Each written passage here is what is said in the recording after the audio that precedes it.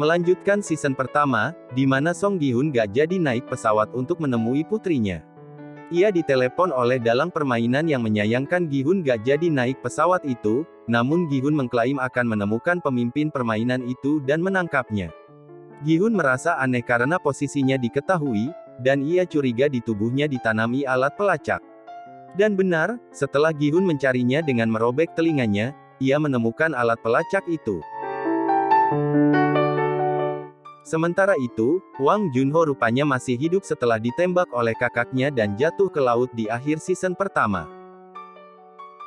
2 tahun kemudian, Junho kini memilih untuk jadi polisi lalu lintas, bukan detektif lagi. Atasannya ingin Junho balik lagi ke divisi kriminal, namun Junho menolak. Ia masih kesal pada para atasannya yang tak percaya padanya mengenai adanya permainan maut di pulau misterius itu. Para atasannya tak percaya karena Junho tak punya bukti sama sekali tentang permainan itu selain kesaksiannya. Song Gi-hun rupanya menggunakan uang hadiah, salah satunya untuk membuka motel bernama Motel Pink. Sejak permainan itu, ia selalu bermimpi buruk tentang pria bertopeng hitam itu. Selama 2 tahun terakhir, Gi-hun meminta bantuan pada rentenir yang meminjaminya uang dulu yang bernama Pak Kim. Ia memberikan banyak uang pada Pak Kim untuk menemukan keberadaan pria salesman yang mencari pemain, namun sampai saat ini pria itu tak ditemukan. Gi-hun gak menyerah, bahkan ia memberikan uang tambahan agar Pak Kim menambah personelnya. Gi-hun melakukan ini karena ini waktu yang tepat untuk menangkap salesman itu dan melacak keberadaan dalam permainan maut itu. Di sela-sela waktu liburnya, Junho rupanya mencari keberadaan pulau tempat permainan itu dilakukan dan menangkap kakaknya. Selama 2 tahun ini ia menjelajah di berbagai pulau tak berpenghuni dengan bantuan nelayan kenalannya, namun sampai saat ini ia tak berhasil menemukan pulau itu. Pak Kim mengumpulkan banyak orang, dengan mengiming-imingi bonus kepada siapa saja yang menemukan salesman itu. Mereka pun segera berpencar untuk mencari salesman itu dan terhubung langsung dengan Gi-hun yang memantaunya. Semua stasiun dan tempat lain ditelusuri oleh anak buah Pak Kim namun tak ada hasil. Begitu juga dengan Junho yang pergi melaut untuk mencari pulau itu namun hasilnya nihil. Saat sedang istirahat, Pak Kim dan anak buahnya yang bernama Choi Woo-sok tak sengaja melihat salesman yang sedang merekrut pemain. Ia pun melaporkan temuannya ini pada Gi-hun, dan Gi-hun pun langsung bergegas meluncur ke lokasi. Pak Kim dan Woo-sok mengikuti pria itu kemanapun pria itu pergi. Pria itu begitu aneh, karena mendatangi para tunawisma dan memberikan mereka pilihan untuk memilih roti atau hadiah undian.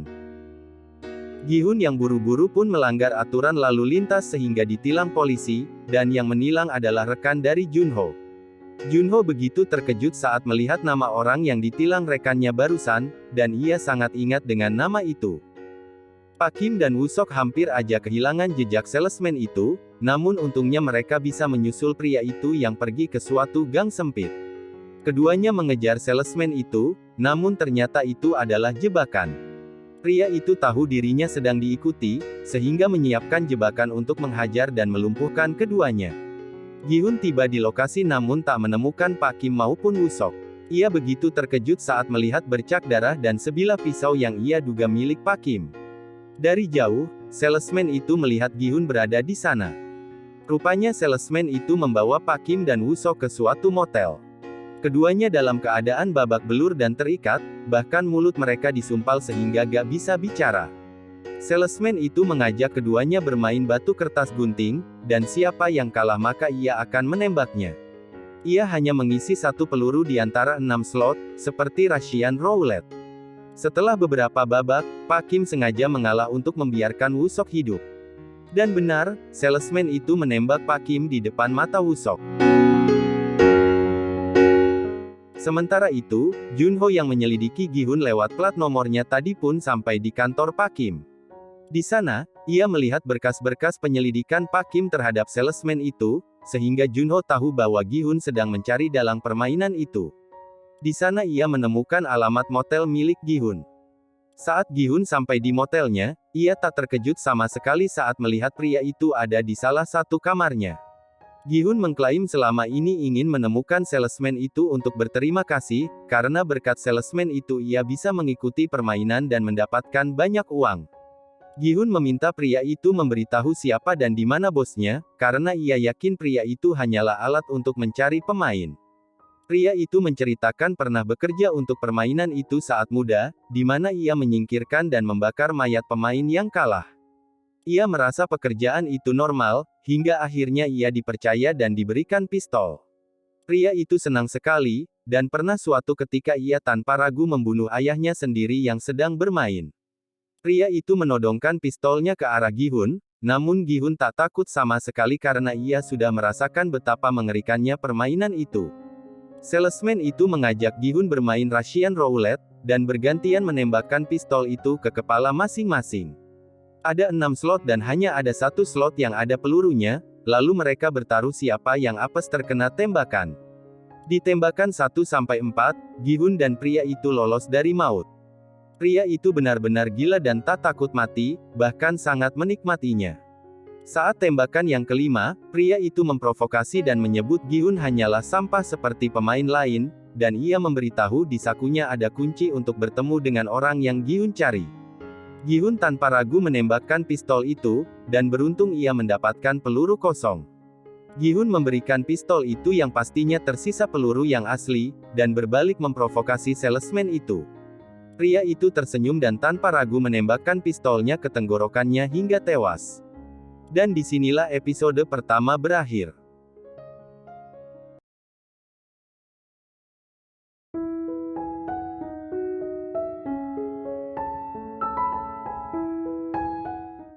Junho yang mendapatkan alamat motel milik Gi-hun pun langsung pergi mendatanginya.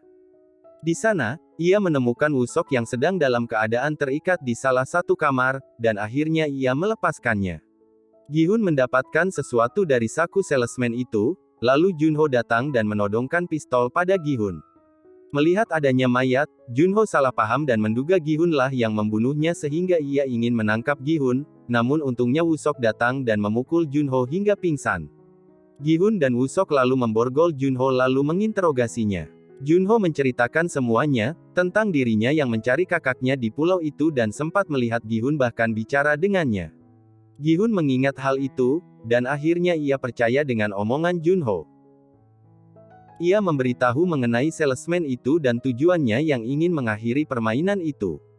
Gi-hun mempunyai undangan yang dia dapat dari salesman itu dan berniat mencari orang-orang yang membuat permainan ini, lalu Junho yang punya tujuan yang sama pun mengajak Gi-hun untuk bekerja sama. Gi-hun pun setuju, dan ia menunjukkan tumpukan uang dari hadiah permainan itu pada Junho dan Woo-sok. Ia ingin menggunakan semua uang itu untuk melawan para bajingan itu, dan akan memberikan uang ini pada siapapun yang membantunya. Junho mengklaim dirinya tak tertarik dengan uang, begitu juga dengan Woo-sok yang hanya ingin membalaskan dendam Pak Kim. Gi-hun lalu menunjukkan senjata apinya yang ia simpan di ruangan rahasia, lalu ia mengajak mereka ke ruang bawah tanah. Gi-hun mengklaim mengumpulkan senjata api itu untuk melawan mereka, dan ia mempersilakan Junho maupun Woo-sok untuk menggunakannya. Ada seorang wanita bernama Kang Noul, yang kabur dari Korea Utara ke Korea Selatan setelah menembak atasannya di sana. Ia mendatangi broker kesekian kalinya untuk mencari anaknya yang dia tinggal di Korea Utara, namun sampai saat ini tak ada hasilnya. Suatu malam, seseorang mendatanginya dan memberikan kartu undangan permainan maut itu. Noul sepertinya menerima tawaran untuk berpartisipasi di permainan itu dan berhenti dari pekerjaannya di taman bermain. Rupanya dari cerita Junho dan ibunya, kakak Junho mendonorkan ginjalnya untuk Junho, padahal kakak Junho sendiri sedang kesulitan dan butuh biaya untuk operasi istrinya. Ibu Junho menyalahkan dirinya sendiri hingga semua menjadi seperti ini, namun beda dengan Junho yang justru menyalahkan kakaknya itu yang menerima suap saat menjadi polisi, sehingga berakhir seperti ini. Gi-hun memasang alat pelacak di giginya untuk mengetahui lokasi permainan itu. Ia mengumpulkan banyak orang yang merupakan mantan pasukan khusus dan berlatih di ruang bawah tanah itu. Gi-hun berencana akan masuk klub malam yang diduga tempat berkumpulnya pemain, sedangkan yang lain akan mengawasi dari jauh. Namun saat di lokasi, mereka kesulitan karena tempat itu penuh dengan orang-orang yang mengenakan topeng yang bertepatan dengan pesta Halloween. Ada dua orang berkostum pink dan bertopeng hitam masuk ke dalam klub, lalu Junho yang melihatnya pun bergegas masuk untuk mengikutinya. Gi-hun yang berada di dalam, didatangi oleh orang bertopeng itu dan diajak pergi dari sana, lalu Woo-sok yang sedang bersama Gi-hun pun dibuat pingsan oleh mereka. Gi-hun dibawa keluar dari klub dan masuk ke sebuah limusin, lalu Junho yang bisa melihat lokasi Gi-hun pun meminta rekan-rekannya membuntuti limusin itu. Di dalam limusin, Gi-hun bicara dengan dalang permainan lewat speaker. Gi-hun meminta orang itu untuk menghentikan permainan, namun orang itu menyebut orang-orang sendirilah yang mengikuti permainan itu. Gi-hun benar-benar muak dengan permainan ini yang berkedok membantu pemain, karena pada kenyataannya orang-orang itu telah dimanipulasi agar berpartisipasi menuju kematian mereka sendiri. Orang itu menyebut para pemain adalah pecundang di kehidupan ini dan pantas mati di permainan. Menurutnya, permainan takkan berhenti selama masih ada orang-orang seperti itu di dunia ini. Gi-hun menilai semua itu adalah alasan, karena sesungguhnya orang-orang di balik permainan ini menganggap pemain tak lebih dari kuda di arena balap. Limusin itu semakin menjauh dari pusat keramaian, lalu untungnya Junho dan rekan-rekannya bisa membuntuti limusin itu. Namun anehnya, limusin itu terlihat berputar-putar di kompleks yang sama. Hal ini membuat Junho merasa bahwa mereka tahu jika sedang diikuti. Kemudian ada seorang sniper yang berada di atas gedung menembak ban mobil rekan-rekan Junho, sehingga tak bisa mengikuti limusin itu lagi. Bahkan di mobil Junho terpasang bom kecil dan meledak sehingga Junho juga tak bisa mengejar limusin itu. Orang itu menyebut Gi-hun takkan bisa menghentikan permainan itu. Gi-hun yang frustasi pun meminta untuk mengikuti permainan itu lagi, karena ia yakin jika ia ikut bermain lagi, bajingan-bajingan yang orang itu layani akan menganggapnya semakin seru. Gi-hun mengklaim dirinya menang taruhan dari Oh Il-nam, pria tua yang membuat permainan ini, dan ia yakin dunia ini tak seperti yang mereka kira. Orang itu menyebut Gi-hun bersikap sok pahlawan yang bisa mengubah dunia, namun Gi-hun tak peduli dan mengklaim akan menunjukkan bahwa dunia takkan selalu berjalan seperti yang para bajingan itu inginkan. Seperti sebelumnya, muncul asap dari dalam mobil yang membuat Gi-hun tertidur. Setelah Gi-hun tertidur, sosok supir itu menunjukkan dirinya yang ternyata adalah pria bertopeng hitam. Di suatu tempat, Noul mendatangi salah satu truk kontainer yang di sana, lalu masuk ke dalam ruangan khusus yang masing-masing ada nomornya. Tak disangka, Noul masuk ke nomor 011, dan memakai pakaian para penjaga permainan. Iya, dia bergabung ke dalam permainan bukan sebagai pemain, namun sebagai penjaga yang bertugas membunuh pemain. Truk itu pun berangkat menuju ke suatu pulau tempat permainan itu berlangsung. Dan disinilah episode kedua berakhir.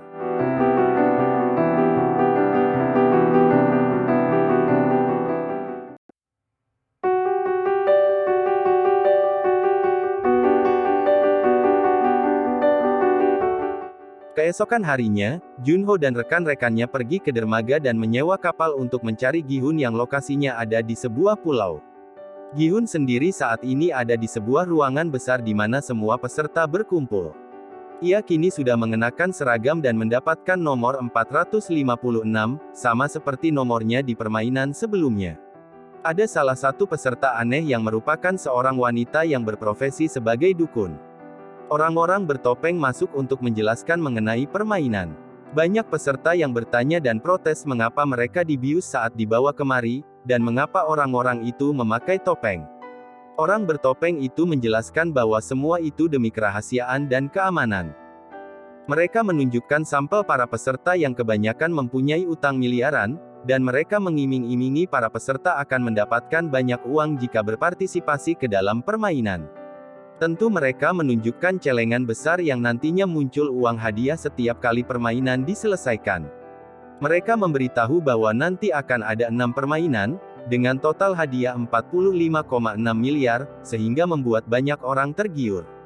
Mereka memberikan pilihan agar para peserta memilih untuk mengikuti permainan atau tidak.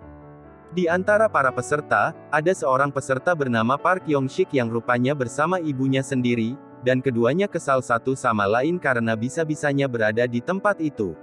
Para peserta diminta untuk menandatangani formulir persetujuan sebagai pemain. Ada seorang YouTuber yang juga ikut serta, dia bernama Lee Myung-gi.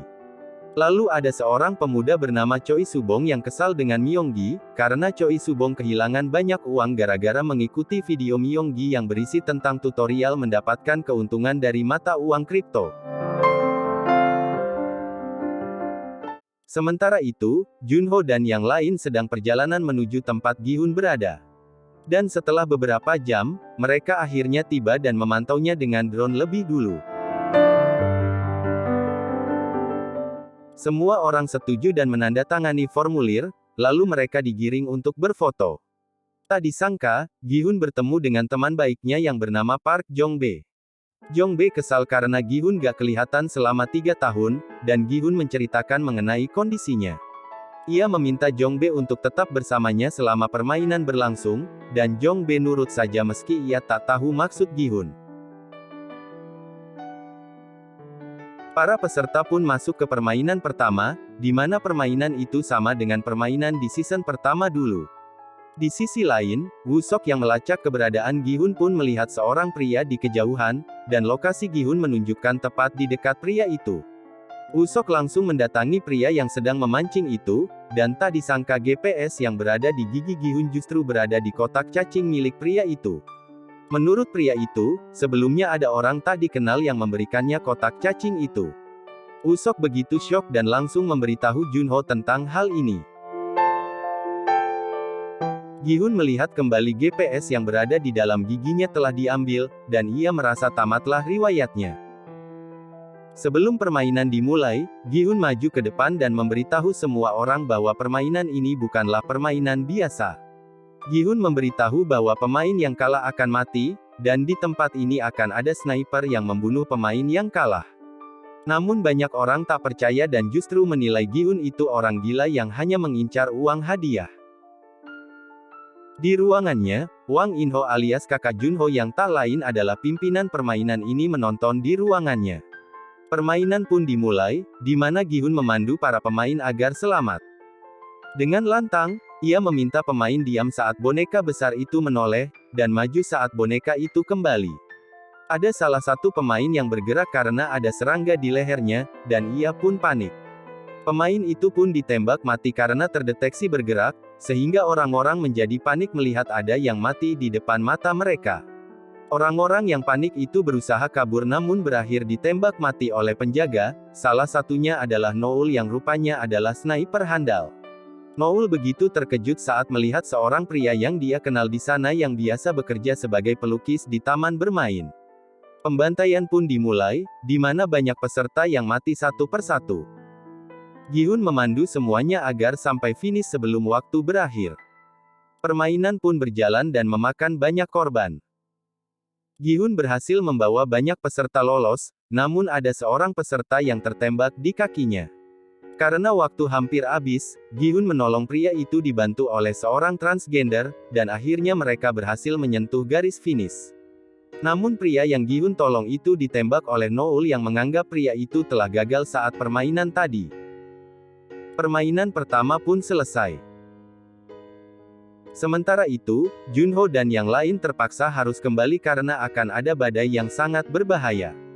Para pemain berkumpul di ruangan awal, lalu orang-orang bertopeng datang dan memberitahu bahwa 91 orang tereliminasi dan menyisakan 365 orang.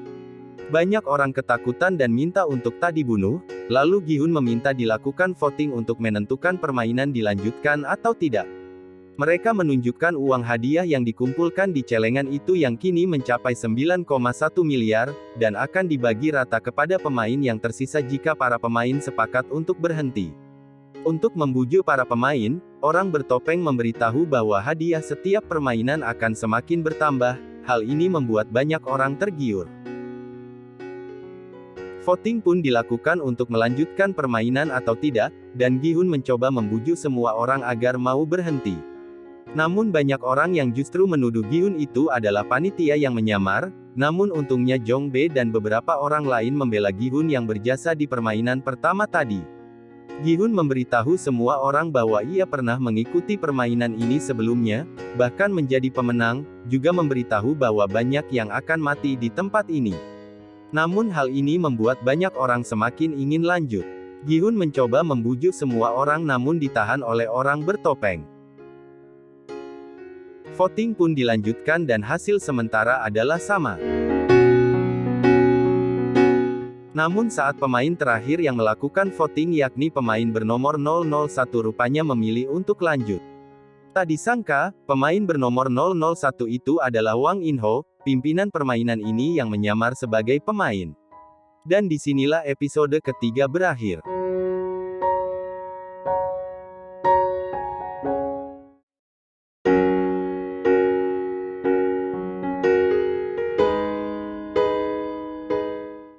Para pemain kini sedang istirahat dan menunggu game kedua esok hari.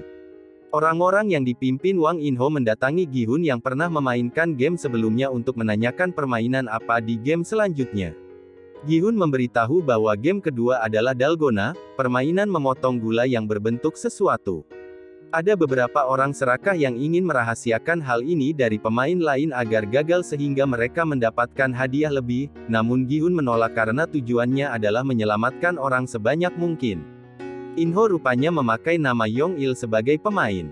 Yong-il penasaran mengapa Gi-hun kembali ikut game ini, padahal udah dapat 45,6 miliar sebelumnya. Gi-hun mengklaim semua uang itu bukan miliknya, namun milik orang-orang yang tewas. Yong-il dan Gi-hun berdebat mengenai pilihan untuk lanjut atau tidak tadi. Yong-bae menengahi agar keduanya tak berselisih, begitu juga seorang pemuda yang ingin mereka bersatu. Pemuda itu bernama Kang De-ho, yang pernah berada di militer. De-ho begitu menghormati Gi-hun yang begitu gigih menyelamatkan semua orang tadi. Choi Subong ngajak Myung-gi ribut lagi karena masih kesal dengan pria itu, bahkan ia berniat menghajar Myung-gi. Yong-il datang untuk melerainya, dan tak disangka ia begitu kuat karena bisa melumpuhkan Subong dan temannya. Malam harinya, Yong-il mendatangi Gi-hun dan meminta maaf karena ia memilih untuk lanjut tadi. Gi-hun juga meminta maaf karena terkesan menyalahkan Yong-il, padahal yang memilih lanjut tak hanya Yong-il. Yong-il bercerita bahwa istrinya sakit dan butuh transplantasi hati, namun saat menjalani tes, mereka baru mengetahui bahwa istri Yong-il sedang hamil. Dokter menyarankan untuk menggugurkannya, namun istri Yong-il memilih untuk melahirkannya meskipun itu beresiko. Ia kesulitan mencari donor, dan meminjam banyak uang namun semua itu belum cukup. Ia meminjam dari vendor kenalannya, namun malah dianggap sebagai suap sehingga ia dipecat dari pekerjaannya. Game ini adalah harapan terakhirnya. Ia paham perasaan Gi-hun, namun ia sadar butuh uang itu untuk menyelamatkan istrinya. Entah benar atau tidak cerita Yong-il barusan. Tim dokter pengambil organ pemain yang mati protes pada regu sniper karena tak menyisakan satu orang pun hidup. Ada salah satu sniper yang mengklaim menyisakan satu orang yang tak ia bunuh, namun justru dibunuh oleh sniper lain. Ya, Noul lah yang melakukannya, sehingga ia kini dipanggil oleh ketua ke ruangannya. Ketua meminta Noul untuk tak bertindak seenaknya, namun Noul mengklaim hanya melakukan tugas. Rupanya 7 tahun lalu ketua menyelamatkan Noul dan membawanya ke permainan ini. Ia tak akan melaporkan ini pada pimpinan dan akan memberi Noul kesempatan kedua, namun Noul menolak. Ketua menilai Noul udah berubah, namun Noul menilai ketualah yang berbohong padanya karena sebelumnya ia tak diberitahu bahwa tugasnya adalah membunuh. Junho meminta atasan dan petinggi kepolisian untuk mencari pulau tempat game itu berlangsung, namun lagi-lagi Junho dianggap gila dan menghayal karena tak punya bukti. Ada seorang pemain yang merupakan ibu hamil bernama Kim Junhee. Rupanya dia adalah mantan kekasih Myung-gi, di mana Myung-gi dulu mencampakkannya begitu saja, sehingga Junhee masih membenci Myung-gi. Game kedua pun dimulai, namun ternyata game kedua ini berbeda dengan dugaan Gi-hun, sehingga banyak orang mencaci maki Gi-hun. Game kedua ini adalah game berkelompok, dan pemain harus membentuk kelompok beranggotakan 5 orang. Semua orang kini sibuk mencari anggota untuk timnya. Choi Subong yang udah punya 2 anggota merekrut wanita bernama Semi dan Park Min-soo, Gi-hun hanya mempunyai 4 anggota, yakni dia, Yong-il, De-ho dan Jong-bae. Tak ada yang mau merekrut Junhee yang lagi hamil sebagai anggota, sehingga Junhee bergabung dengan kelompok Gi-hun. Di kelompok lain, Yong-sik dan ibunya merekrut transgender bernama Hyunju dan wanita pendiam bernama Yongmi, lalu si dukun terpaksa dimasukkan karena kurang anggota. Di game kedua ini, satu kelompok akan berjalan bersamaan dan diikat kakinya, lalu memainkan 5 permainan yang dimainkan tiap anggota bergantian. Permainannya adalah dakji, lempar batu, gonggi, gasing dan terakhir juggling. Gi-hun dan timnya membagi siapa saja yang memainkan tiap permainan. Mereka optimis akan berhasil menyelesaikan game kedua ini, dan Junhee bertekad tak ingin menghambat yang lain meski sedang hamil. Game pun dimulai di mana dua kelompok lebih dulu. Banyak yang gagal saat bermain permainan tertentu sehingga memakan waktu, hingga akhirnya mereka gagal karena kehabisan waktu sehingga ditembak mati.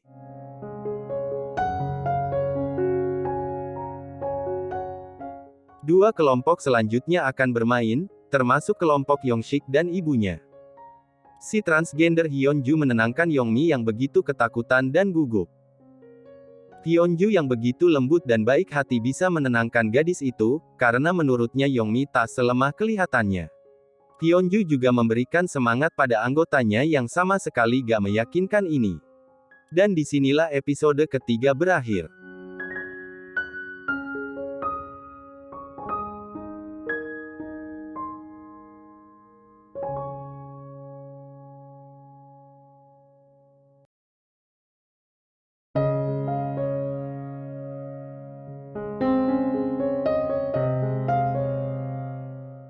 Tim Yong-sik dan ibunya kini bermain. Meski anggotanya tak meyakinkan, nyatanya mereka punya trik yang unik untuk memainkan salah satu permainan, sehingga berhasil menyelesaikan semua permainan itu sebelum waktu habis. Semua orang bersorak gembira melihat keberhasilan tim Yong-sik. Kelompok-kelompok selanjutnya pun bermain semangat karena keberhasilan tim Yong-sik tadi. Ada yang meniru cara tim Yong-sik namun kesulitan, sehingga di permainan kedua ini banyak yang gagal dan tewas. Kini tersisa dua kelompok yang belum bermain, termasuk kelompok Gi-hun. Di permainan dakji, Junhee dengan mudah melakukannya, begitu juga di permainan lempar batu di mana Jong-bae melakukannya dengan sekali coba. Dae-ho dengan mudah menyelesaikan permainan gonggi meski sempat gugup. Di permainan gasing, entah sengaja atau tidak, Yong-il nampak kesulitan memutar gasingnya, namun untungnya setelah beberapa kali percobaan ia berhasil. Di permainan juggling, Gi-hun bisa melakukannya dengan baik sehingga kelompok mereka berhasil lolos. Di ruangan pemain, si transgender menceritakan pada anggotanya mengenai dirinya. Rupanya ia saat ini masih dalam proses mengoperasi adik kecilnya untuk menjadi wanita pada umumnya. Saat kelompok Gi-hun masuk, banyak orang yang melihatnya dengan sinis, mungkin banyak yang menginginkan mereka gagal agar hadiahnya semakin besar. Saat Noul kembali ke kamarnya, ia disergap dua orang penjaga. Meski Noul sempat melawan, ia tak bisa mengatasi dua orang pria yang lebih kuat. Rupanya mereka memperingati Noul agar tak bertindak seenaknya seperti di permainan pertama tadi yang menghabisi pemain. Para petugas bertopeng masuk ke ruangan pemain dan mengumumkan nilai hadiah saat ini. Di permainan kedua, sebanyak 110 orang tereliminasi, sehingga hadiah kini terakumulasi sebesar 20,1 miliar. Jika dibagi rata ke 255 orang yang masih bertahan, satu orang akan mendapatkan sekitar 78 juta. Banyak orang serakah yang menyayangkan sedikit yang tewas sehingga hadiahnya naik hanya sedikit. Akan dilakukan pengambilan suara lagi untuk menentukan permainan lanjut atau tidak, tentu saja petugas bertopeng mengiming-imingi semua orang dengan hadiah yang semakin besar jika lanjut. Yong-il mengklaim akan mengambil suara untuk berhenti, begitu juga dengan Dae-ho, namun justru Jong-bae terlihat ragu. Gi-hun berjanji akan membantu semua orang jika mereka keluar dari sini. Voting pun dilakukan dan masih banyak yang memilih untuk lanjut, hal ini membuat Yong-il kesal dan menasihati mereka, namun orang-orang serakah itu tak mau tahu dan hanya memikirkan uang hadiah. Mereka bilangnya masih mau main satu kali lagi, namun jika lolos ke game selanjutnya apakah mereka masih ngomong begitu? Dan benar, hasil akhirnya adalah suara terbanyak memilih untuk lanjut ke game ketiga. Tak hanya uang, beberapa alasan memilih untuk lanjut bagi sebagian pemain adalah salah satunya lebih baik di tempat ini daripada di luar, itulah yang Semi rasakan.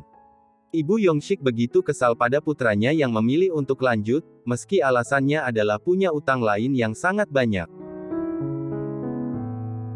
Jongbe begitu malu pada anggota tim karena memilih untuk lanjut, namun tak ada yang terlalu menyalahkannya karena selisih suara begitu banyak. Jongbe optimis mereka akan berhasil melewati game selanjutnya, namun Gi-hun menilai belum tentu, karena bisa saja di game ketiga nanti semua pemain harus saling bunuh. Hyun-ju rupanya juga memilih untuk lanjut. Ia bercerita sejak ingin menjadi wanita, banyak orang mengejek dan menjauhinya termasuk ayahnya, bahkan ia dipecat dari pekerjaan. Ia tak punya penghasilan namun butuh uang untuk operasi, dan itulah yang membuatnya memilih untuk lanjut. Ia juga ingin pergi ke Thailand setelah ini, karena di sana transgender dianggap biasa. Choi Subong mengganggu Myung-gi lagi dan menuntut ganti rugi, namun Myung-gi gak takut bahkan memprovokasinya. Choi Subong tersulut emosinya dan berniat menghajar Myung-gi, namun gak jadi karena Yong-il tiba-tiba datang, karena ia takut dihajar lagi oleh pria itu. Saat waktunya tidur, Gi-hun membuat persiapan dan mengatakan bisa saja akan ada yang menyerang mereka. Karena setiap orang yang tewas, hadiah akan semakin naik. Gi-hun menceritakan itulah yang terjadi di permainan sebelumnya, di mana orang-orang saling bunuh di malam hari di luar permainan karena dibutakan oleh uang. Karena itu Gi-hun meminta yang lain berjaga bergantian. Setelah lampu dimatikan, Junhee ke toilet ditemani oleh Hyun-ju dan Ibu Yongshik. Junhee menceritakan dirinya tak punya orang tua. Sementara itu, Gi-hun dan Jongbe sedang berjaga sambil bernostalgia tentang masa lalu mereka. Jongbe sengaja membuat Gi-hun kesal agar sahabatnya itu melupakan sejenak tekanan di permainan ini, karena bagaimanapun Gi-hun seolah memikul beban yang berat. Keesokan harinya, Junho dan rekan-rekannya kembali melaut untuk mencari pulau tempat game itu berlangsung. Mereka membaginya dalam dua tim untuk mempercepat pencarian. Semua pemain dibangunkan untuk game ketiga. Subong terlihat teler karena sempat minum obat yang diam-diam ia sembunyikan. Semi sepertinya mencoba dekat pada Minsu, karena menurutnya Minsu bisa dipercaya dibandingkan yang lain. Baik prajurit bertopeng maupun pemain kini bersiap-siap. Mereka tiba di ruangan game ketiga, di mana game ketiga ini adalah permainan mencari anggota kelompok sesuai dengan jumlah yang dikatakan panitia, dan mereka harus masuk ke salah satu pintu dengan kelompoknya dalam waktu 30 detik. Gi-hun dan yang lain mengingatkan kunci dari game ini adalah tidak panik meski dalam kondisi apapun. Permainan pun dimulai, di mana pemain dikumpulkan di lingkaran tengah sambil menunggu berapa angka yang keluar. Dan disinilah episode kelima berakhir.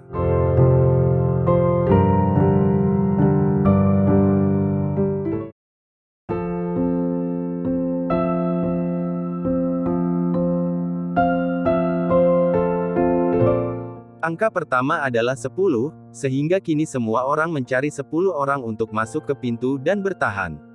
Gi-hun dan yang lain bisa mendapatkan 10 orang sehingga selamat, dan yang tak mendapatkan anggota langsung dibunuh saat itu juga. Selanjutnya adalah 4. Yong-il sengaja mengalah dan pergi mencari orang untuk dijadikan kelompok. Ada yang curang memasuki pintu hanya dengan 3 orang, sehingga ketiganya langsung dieksekusi saat itu juga. Gi-hun dan yang lain begitu lega karena Yong-il selamat. Selanjutnya yang muncul adalah angka 3. Minsu yang masuk kelompok Subong terpaksa meninggalkan Semi sendirian. Di sisi lain, Yongshik tak sengaja meninggalkan ibunya sendirian tak punya kelompok, untungnya Gi-hun dan Yong-il mengajak ibu Yongshik sehingga wanita itu selamat. Semi nampak kecewa pada Minsu, padahal ia sebelumnya mempercayai pemuda itu. Ibu Yongshik begitu senang melihat Yongmi dan Hyun-ju selamat, karena ia udah menganggap keduanya anak sendiri. Yongshik terlihat merasa bersalah karena meninggalkan ibunya, namun ibunya tak mempermasalahkannya karena ia tahu Yongshik tak sengaja. Selanjutnya adalah angka 6. Semua orang berpencar mencari anggota. Hyunju dan yang lain mendapatkan anggota dan pergi menuju ke pintu, namun Yongmi bertabrakan dengan pemain lain sehingga terjatuh. Dengan sisa beberapa detik, Myonggi tiba-tiba muncul dan menutup pintunya menggantikan Yongmi. Hyunju begitu syok saat Yongmi tak mendapatkan kelompok dan berakhir tewas di depan pintu. Transgender itu begitu marah pada Myonggi karena membunuh Yongmi, namun Myonggi justru mengklaim dirinya telah menyelamatkan orang-orang itu karena waktunya tadi hampir habis. Putaran terakhir pun dilakukan, dan hasilnya adalah 2. Semua orang kini mencari pasangan untuk masuk ke pintu. Jongbe dan Yong-il masuk ke pintu namun di sana ada satu orang bodoh yang udah masuk duluan, lalu Yong-il tanpa ragu membunuhnya agar mereka pas 2 orang dan selamat. Game ketiga pun selesai, dan para pemain kembali ke ruangan mereka. Myonggi mengajak Junhee untuk memulai hubungan mereka lagi setelah keluar dari tempat ini. Ia yakin dengan uang yang mereka dapatkan bisa digunakan untuk berinvestasi dan untung besar, namun Junhee menolak karena ia tahu Myonggi hanya butuh uang darinya. Ia ingin membesarkan bayinya sendirian dengan uang hadiahnya, daripada memberikan uang untuk mantan kekasih laknatnya itu. Kini Gi-hun dan yang lain bingung bagaimana caranya agar semua orang berhenti saat voting, karena mereka masih kalah jumlah dengan pihak yang masih ingin lanjut. Para penjaga datang dan memberi tahu jumlah hadiah pemain jika ingin berhenti sekarang adalah 356 juta. Pengambilan suara pun dilakukan dimulai dari Gi-hun dilanjut pemain lain. Meski sempat ada harapan, namun nyatanya jumlah suara adalah seri. Dan sesuai aturan awal permainan, voting akan dilakukan ulang nanti. Junho dan timnya menemukan sebuah pintu yang terekam drone, lalu mereka langsung mendatanginya karena mereka yakin itu adalah pintu menuju tempat permainan. Namun saat didekati, pintu itu meledak sehingga menewaskan satu orang satu luka-luka. Ya, pintu itu rupanya hanyalah jebakan. Meski begitu, mereka akan tetap melanjutkan pencarian. Semua orang memuji Yong-il yang menyelamatkan pihak yang ingin keluar. Mereka ingin meyakinkan pihak lain agar mau berhenti, meski itu berat karena mereka dibutakan oleh uang. Terjadi saling ejek antara kedua belah pihak yang ingin lanjut dan pihak yang ingin berhenti. Gi-hun begitu terkejut saat melihat ada garpu di gimbapnya. Di toilet, Minsu diteror oleh Choi Subong dan rekannya karena Minsu memberikan suara untuk berhenti. Myonggi dan beberapa orang lain di pihak X udah muak dengan kelakuan Subong sehingga membela Minsu. Kita sebut saja pihak X untuk yang ingin berhenti, dan pihak O yang ingin lanjut.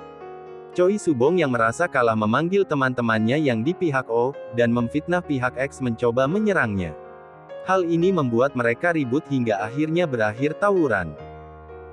Mereka saling memukul, terutama Choi Subong yang sepertinya berniat membunuh Myonggi. Ia mencekik pria itu, namun tak disangka Myonggi membawa garpu dan menusuk leher Choi Subong hingga tewas. Ya, garpu itu sengaja disediakan oleh panitia agar para pemain saling bunuh. Dan disinilah episode ke-6 berakhir.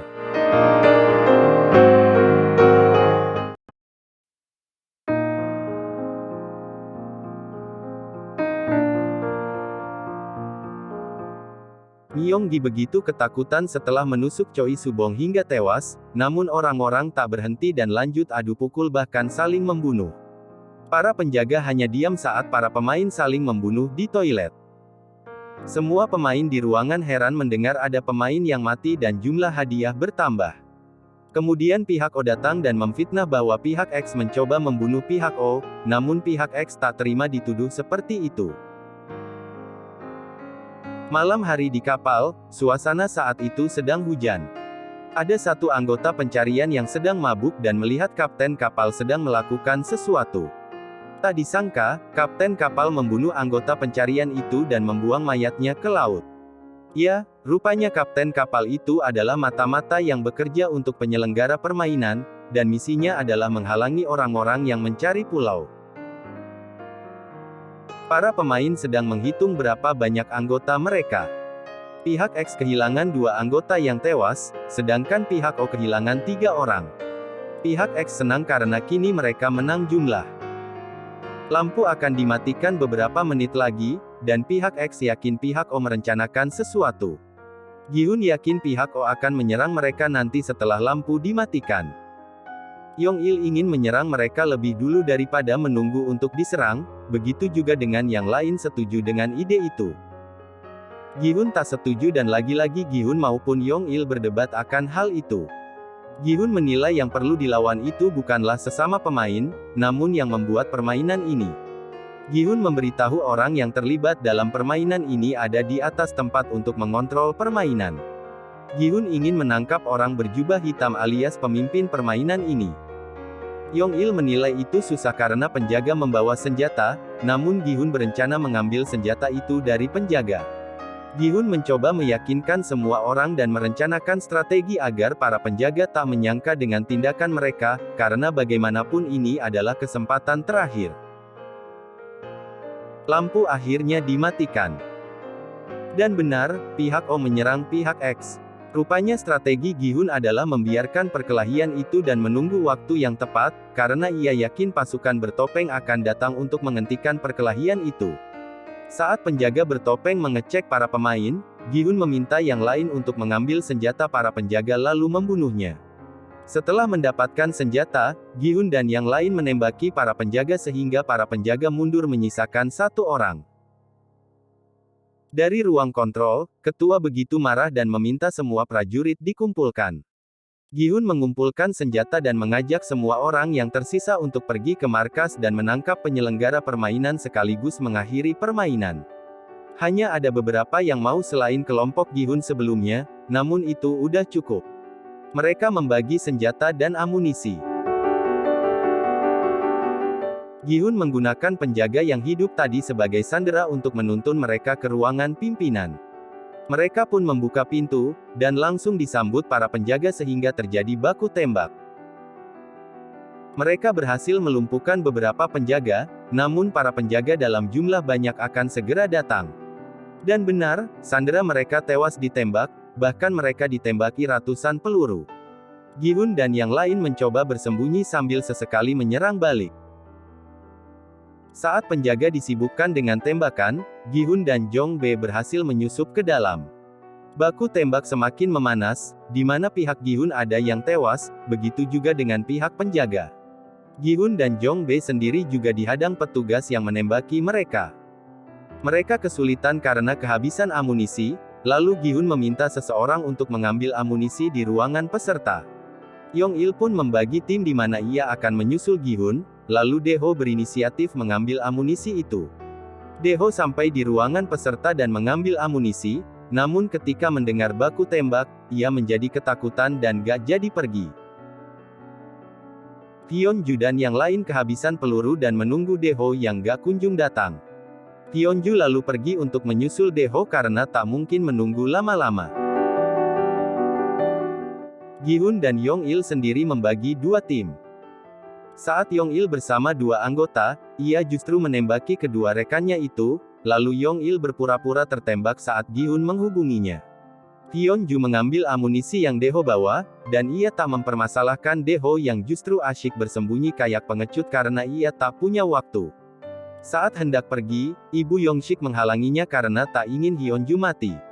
Rekan-rekan Gi-hun pun kehabisan peluru dan tewas dibunuh oleh penjaga. Gi-hun dan Jong-bae yang terpojok pun akhirnya menyerah dan ditodong senjata oleh penjaga. Orang bertopeng yang merupakan pemimpin permainan ini mendatangi Gi-hun. Ya, sepertinya Yong-il kini udah berganti kostum sesuai pengaturan awal. Sambil menodongkan pistol ke kepala Gi-hun, orang itu bertanya apakah Gi-hun senang bertingkah sok pahlawan. Ia menodongkan pistol ke arah Jong-bae untuk menunjukkan akibat dari sikap sok pahlawan Gi-hun, lalu tanpa ampun dia menembak Jong-bae hingga tewas. Gi-hun pun berteriak histeris dan hendak melawan, namun ia ditahan oleh petugas. Sang pemimpin itu tak menembak Gi-hun dan pergi dari sana, meninggalkan Gi-hun yang ditahan petugas. Dan disinilah drama Squid Game season kedua berakhir.